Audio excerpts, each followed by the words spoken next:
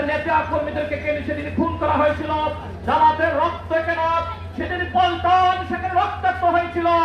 আমরা ওই সময় যারা দায়িত্ব পালন করেছিলেন, রাষ্ট্রের যারা দায়িত্ব ছিল, তাদের কাছে আমরা জানতে চাই।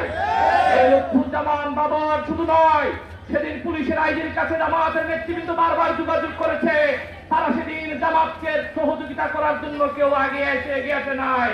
জামাতের সেক্রেটারি জেনারেল সর্বশেষে বিডিআর মহাপরিচালক ছিলেন আলম ফজলুর রহমান, তার সাথে যোগাযোগ করার পরে সেদিন বিডিআর 2টার পরে সেখানে অভিযুক্ত করা হয়েছিল।